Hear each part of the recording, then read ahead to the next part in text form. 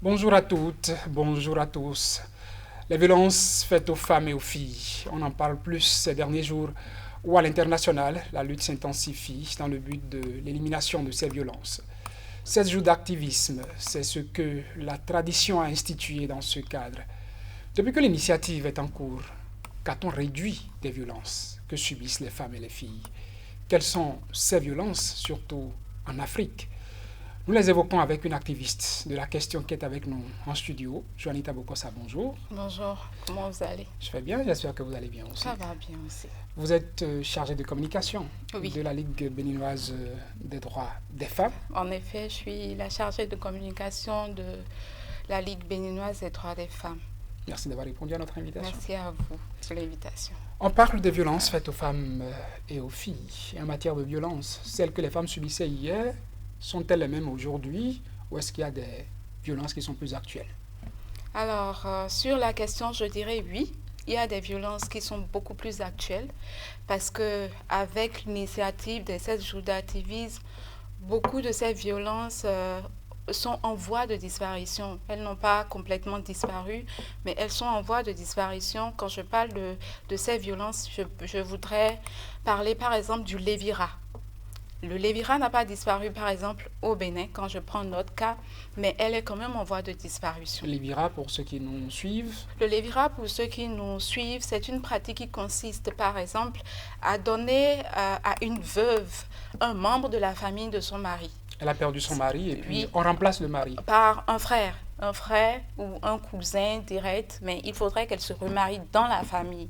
Donc c'est ça, le lévira. Donc qu'elle veuille ou pas, elle le fait parce qu'il y a des femmes qui économiquement n'ont pas les moyens. Il y a d'autres, on donne pour raison nos coutumes, nos traditions. Donc ce qui fait que elles sont obligées de le faire. Donc ces violences sont en train de disparaître petit à petit, même si dans des zones, elles sont toujours présentes. Aujourd'hui, nous avons les cas de viol qui prennent de plus en plus de l'ampleur. Les cas de viol, je dirais aujourd'hui, prennent de plus en plus de l'ampleur, où on en parle beaucoup plus. Depuis cette lutte qui a commencé, les femmes, elles arrivent à rompre le silence, ce qui fait que nous avons beaucoup plus de cas, peut-être hier, qui étaient méconnus parce que les femmes, elles préféraient garder le silence. Aujourd'hui, ce n'est plus le cas. Elles en parlent, donc il y a ce cas-là qui est beaucoup plus récurrent.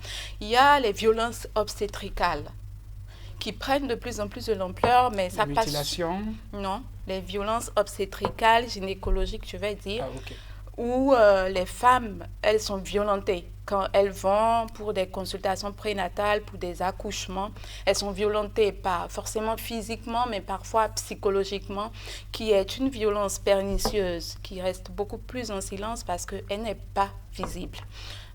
Pour une anecdote, je prends mon cas par exemple. Quand moi j'étais enceinte, c'était un premier geste. Je n'avais jamais accouché, j'étais très jeune. Et on m'avait envoyé vers un centre, vers une gynécologue spécifique. Et je suis allée le jour-là dans ce centre. Il faisait nuit, je crois qu'il était 20h, 21h. Et dès qu'on est arrivé, j'entendais une dame crier. On dirait qu'elle était en salle d'accouchement. Donc, elle était en travail, elle avait du mal parce que ce n'est pas facile. Et j'entends la sage-femme qui crie, je parlerai en français, mais c'est enfant, elle parlait en enfant. Elle dit, mais tais-toi là, est-ce que je t'ai envoyé faire quelque chose quand tu étais en train de jouir? Est-ce qu'il y avait quelqu'un là? Tais-toi ou je te gifle, ferme-la tout de suite. Tout de suite, quand moi j'ai entendu ça, j'ai dit, ok, moi je rentre chez moi parce qu'il est hors de question que j'accouche là. C'est important de souligner parce que quand on parle de violences faites aux femmes et aux filles, on pense souvent que c'est seulement les hommes qui sont à l'origine de ces violences. Non, non, il y a des femmes qui sont à l'origine de ces violences. Donc, genre une guerre entre femmes, je vais dire. Donc, ce n'est pas uniquement les hommes qui sont à l'origine de ces violences faites sur les femmes. Quand on parle de mutilation génitale, par exemple, ce sont des femmes qui le font sur nos petites filles. Donc, ce n'est pas uniquement des hommes, sous le coup de la tradition, des coutumes.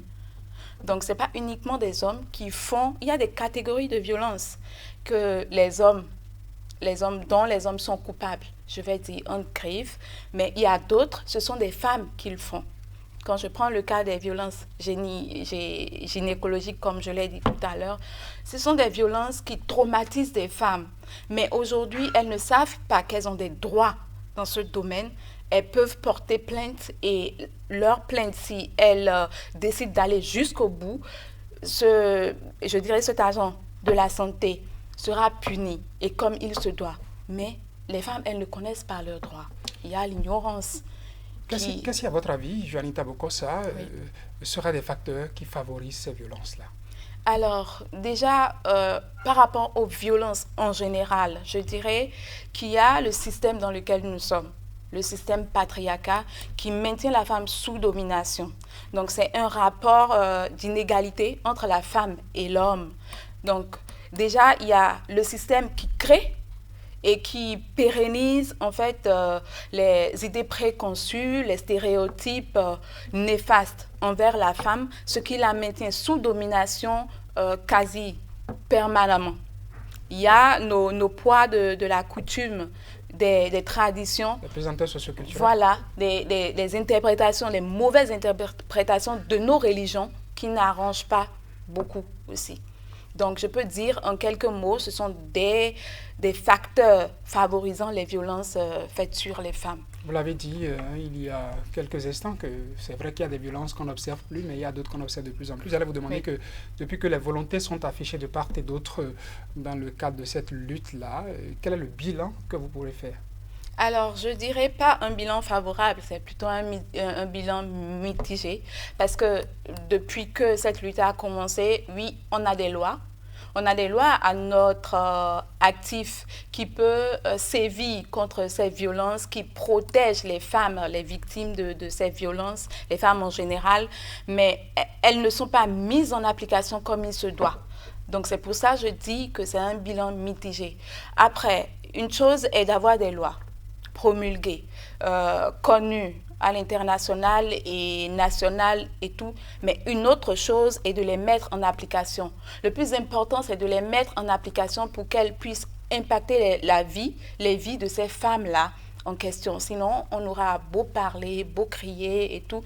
Tant qu'elles ne sont pas mises en application, ça va être très compliqué. Est-ce que ce n'est pas en réalité une question d'éducation au-delà d'application des lois?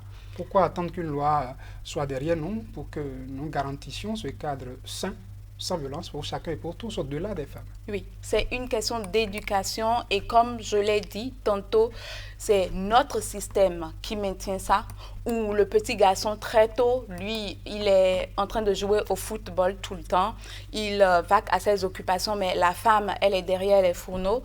La femme, normalement, dans nos coutumes, il y a quelques années, quelques décennies, la femme, elle n'a pas le droit d'aller à l'école, elle n'a pas le droit à l'instruction. Il a fallu que des féministes ou des femmes de droit se battent pour qu'aujourd'hui on ait cette loi-là. Donc, c'est déjà une question d'éducation. Il faudrait aller à la base, à la source. Je ne dirais pas qu'aujourd'hui, c'est déjà trop tard pour nous, notre génération.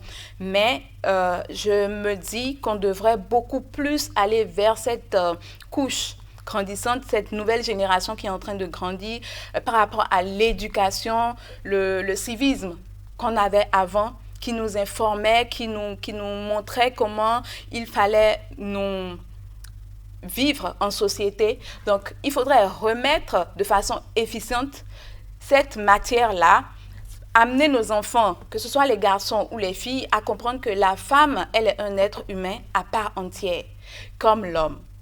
Nous avons une différence physiologique, biologique, je vais dire, mais nous avons les mêmes droits, parce que selon la Déclaration des droits de l'homme, nous sommes nés libres et égaux.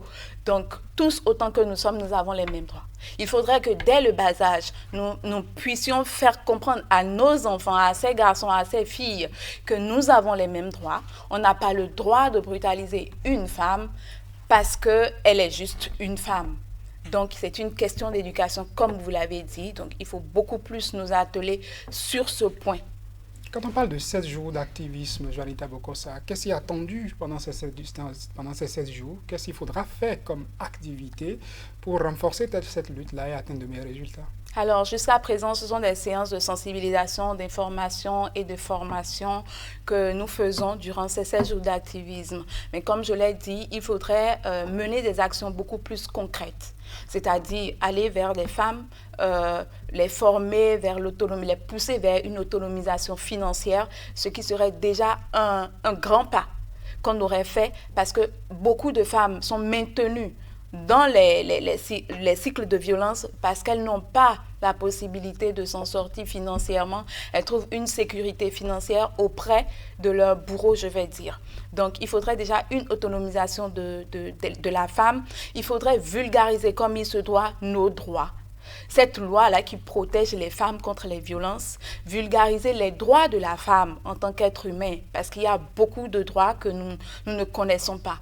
Je ne pourrais pas dire aujourd'hui que je connais moi-même tous mes droits, mais je connais quand même l'essentiel. Donc, il faudrait vulgariser comme il se doit si nous voulons amener ces femmes à dire non comme il se doit à ces violences. Et inciter beaucoup plus tous les groupes, c'est-à-dire les hommes, les femmes, les jeunes, autour de cette lutte, parce que c'est une cause pour tout le monde. Vous avez des femmes, vous avez des sœurs, vous avez une mère, des tantes autour de vous. Donc ça ne peut pas arriver seulement aux autres. À un moment donné, ça peut vous arriver. Donc il faudrait qu'on crée tous ensemble un cadre sain pour toutes les femmes de ce monde. Donc ensemble, ce n'est qu'ensemble qu'on pourra y arriver. Juanita Bokosa, je vais vous dire merci. Merci à vous. Chargé de communication de la Ligue béninoise des droits de femmes, on évoquait avec vous les violences faites aux femmes et aux filles, les avancées qu'on a pu obtenir depuis que la journée a été décrétée à l'international. On a parlé des 16 jours d'activisme, de ce qui est attendu de chacun et de tous, parce que ce n'est pas qu'une affaire de femmes, vous le dites aussi, oui. Mais attention aux femmes aussi qui violentent les hommes, ça c'est dit en passant pour mettre un terme à cet entretien du jour. Mesdames, Messieurs, c'est donc déjà tout. Merci de nous avoir suivis. Merci.